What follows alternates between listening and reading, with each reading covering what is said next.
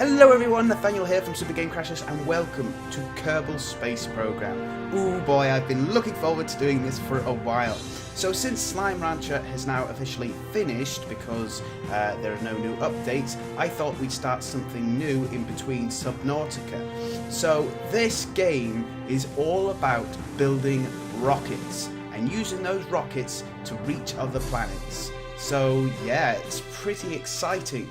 Now, I've played this game quite a lot. I played it when it first came out, when it was free, and I bought the full version, and I've just transferred it into Steam, and I'm going to play it here on Steam. Now, there has been a bunch of updates to this game, so I'm not completely familiar with everything that goes on in this game, but I will try and do my best to escort you guys through it. So, let's begin.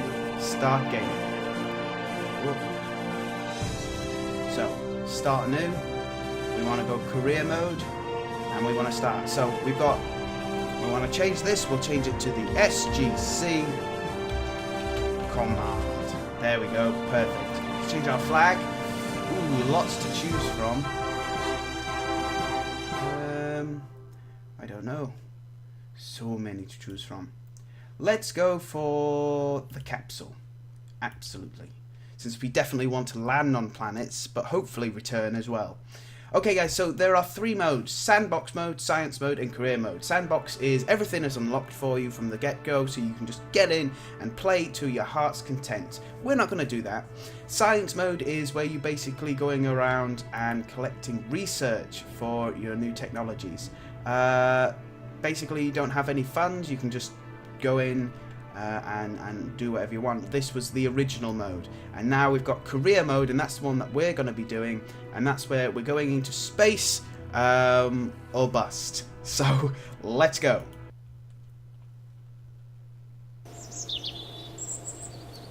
Oh, there we go. I know, thank you, Mr. Curran. Okay guys, so wow, this thing has changed quite a lot. New icons on the side here, this is interesting.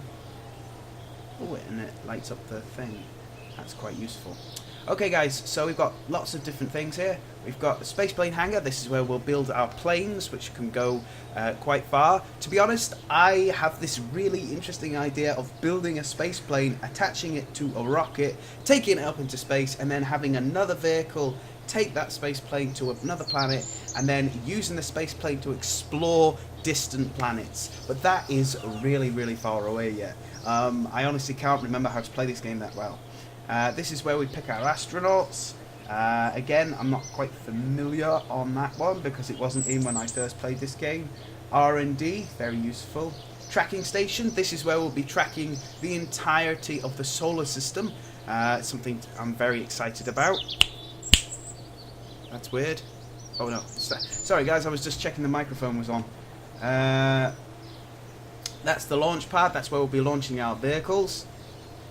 What's this one? Another R&D. Administration, this is where we'll get yelled at by our bosses. And mission control. So let's go to our vehicle assembly building and start building our rocket.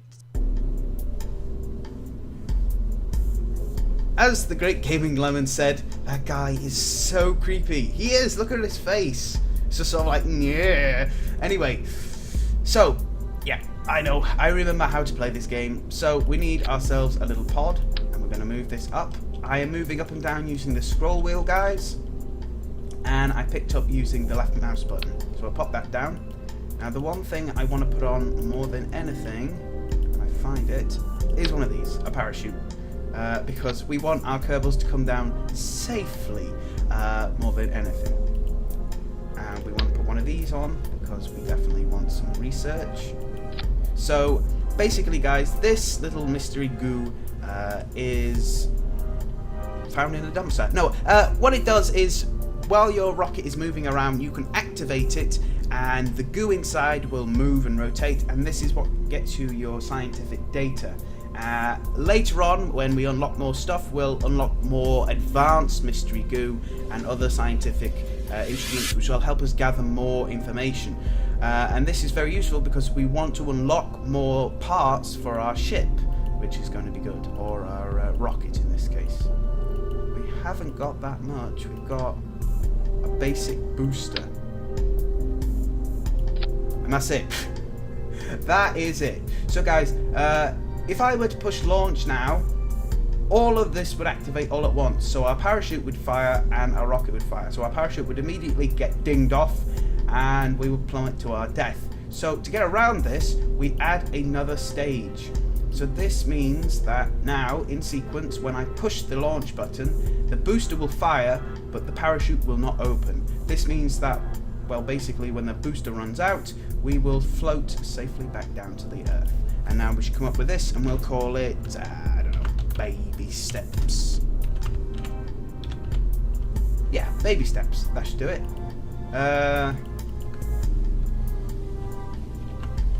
The first frontier. Perfect. That'll do it nicely. We'll just save it, and I think that's it. I think we're ready for launch. Although I could put some fins in, that might help things. Oh right, so these down here, guys, these represent basically the way the game works is, the way the physics engine works is that you have to try and make it as aerodynamic as possible, otherwise your rocket will end up bending over and spinning out of control and then exploding and killing your Kermans, which would be a very bad thing. So these things basically allow you to snap things together according to the center of thrust, center of gravity, or your aerodynamic gravity, which I can turn on and off. As you can see, it shows the aerodynamics changing. It's very useful. Not quite what we need right now. See, there's the thrust. There's the center of gravity, but I can turn these off. We don't really need them. This is our symmetry count. Basically, this allows us to add, I'm not going to move around using the right mouse button. This basically allows us to put more than one fin on. I'm going to put 3 on simply because, well, I like that kind of symmetry. I'm also going to turn snap on so I can snap them into position. I distinctly remember that having a bit more, but never mind, that'll do. So now our little rocket is a little bit more aerodynamic. That means when we launch, it hopefully won't just go careening off to one side and blow up, but we can only hope. So down here, guys, is our money counter. At the moment we have 25,000, which isn't much for a rocket. That's, I think, the same amount that Top Gear spent on their Robin Reliant rocket, and we've just spent $2,097 on building this tiny little rocket. I've done a bit of rocketry in my past with little model rockets. Oh look, our flag's on the wall there. I never noticed that before. With our little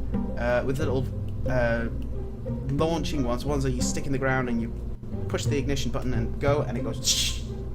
I've done that, so I'm a little bit familiar with rockets. I've never built anything that's bigger than, say, about 3 foot. So yeah, I've built a kit before, but that's about it. So this should be rather interesting. So we'll save, and let's launch.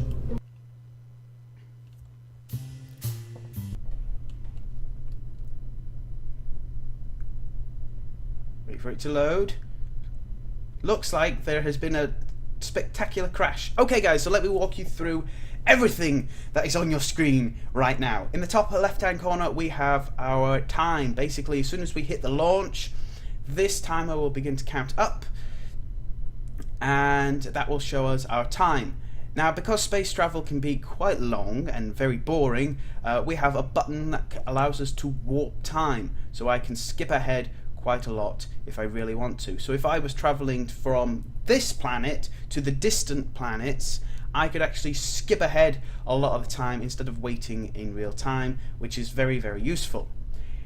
Okay, down to the bottom left we have our stages, which is very good. So the first thing that will fire is our rocket, and then the second thing that will fire is our parachute. And to fire them we push the space bar, and that activates the ignition.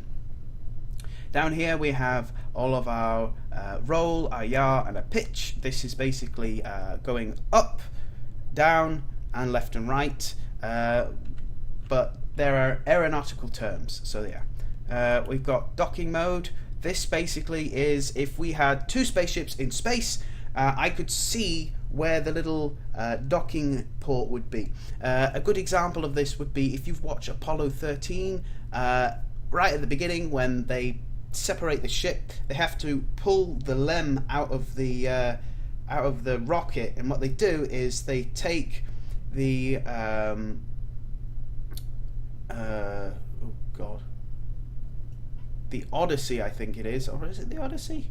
Or it might be something else. Anyway, they take that ship, they disconnect, and then they rotate around and they dock into the Odyssey. And oh, hello, pussycat. Do you want to say hello to everybody on YouTube? Oh, okay, bye bye. Anyway, they dock with that, and then they pull it back out of the spaceship. And this is basically that. That's what that's for. But we won't be getting into that anytime soon because we have to get into space first before we can do that. And this is our map, which, as you can see, is pretty extensive. If I zoom out, you can see this is our solar system, and we definitely want to reach places like Elu, Joule, Duna, Dres,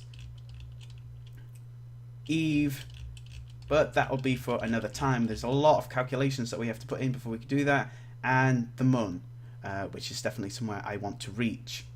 Okay, now we just need to get back out of this. There we go. Toggle out of it. Like I say, guys, it's been a while. Okay, so this is our God, I've forgotten what the name is called now.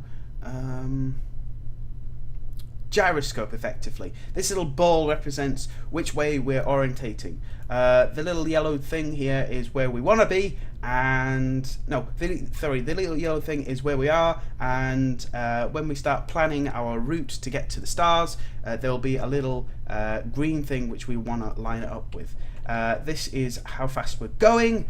This is our throttle, which I can control with the shift button to make it go up and the control button to make it go down. It doesn't actually matter at the moment because we don't have any engines, we only have a booster. This is our G-force button. We want to pay attention to this.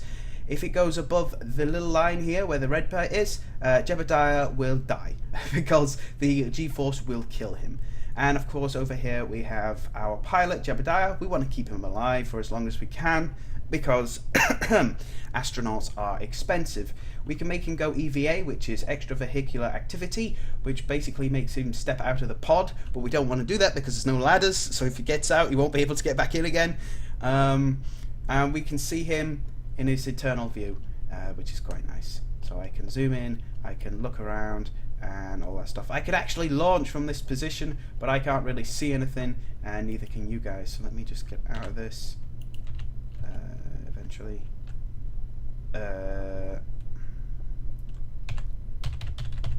I can't remember how to... Shit. We just launched. Oops.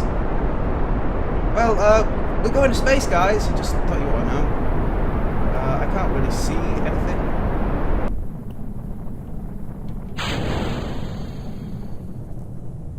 And we're going to die. God, why did I do that? Oh God, I'm gonna die. I'm so sorry, Jebediah. I'm so sorry. Oh, we're gonna die. And all because I can't get out of this viewport. Right. We're gonna have to revert. Revert to launch. I'm not losing Jebediah. Okay, so that didn't go too well. Next time I will remember how to get out of that viewport. I don't really remember. And up here is a load of stuff that I don't really understand. Oh yeah. So this is all of our data, which is quite useful, very important. Anyway. Let's launch. Whoa, whoa, whoa. We're flying. Our parachute is just gone.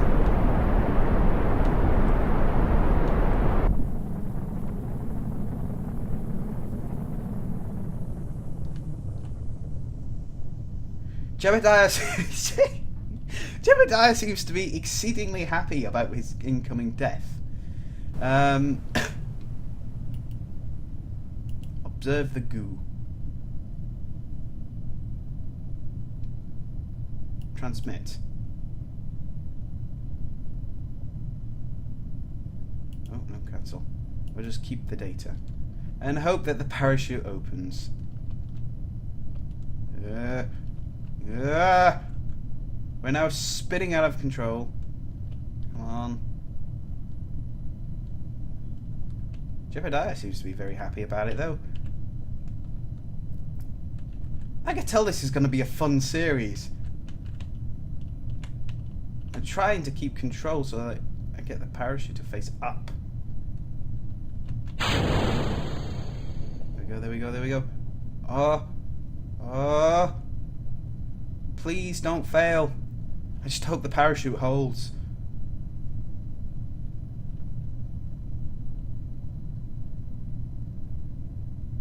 We definitely want to return Kerbal to the ground alive. The one thing you guys should know is if your spaceship crashes, not only do your pilots die, but all the data that you've collected goes as well. So yeah, and you lose money. That would be very bad. God, I hope the parachute deploys. I certainly hope it doesn't deploy like this, because it'll rip the top of the ship apart.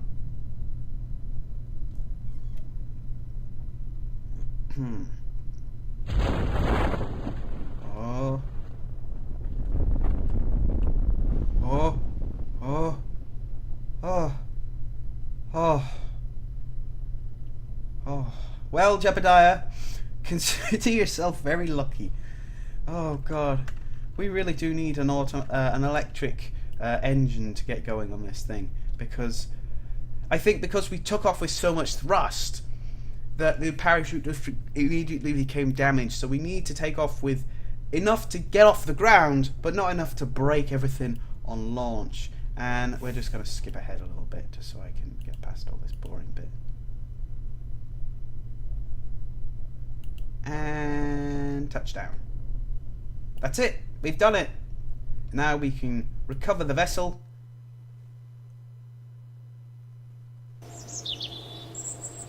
Excellent.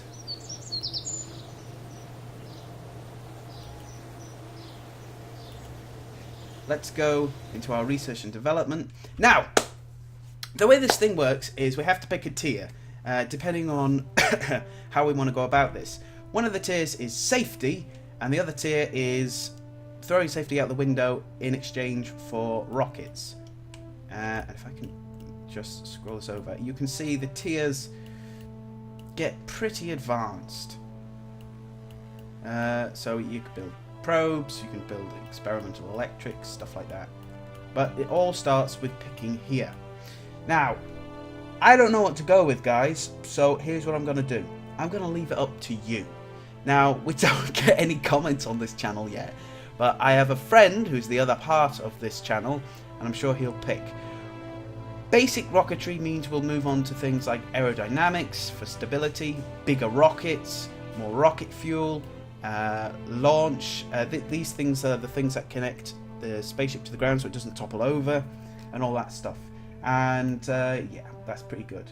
But we can go for engineering, which unlocks better parachutes, SAS control, which is modules that allow us to move the rocket back and forth, science, so we can get more of this science goo and research more stuff, more space exploration and stuff like that. So yeah, they do tie back into themselves, but again, it's a case of, do we want bigger and better rockets, or do we want to take it slow and safely and make sure that our guys return home?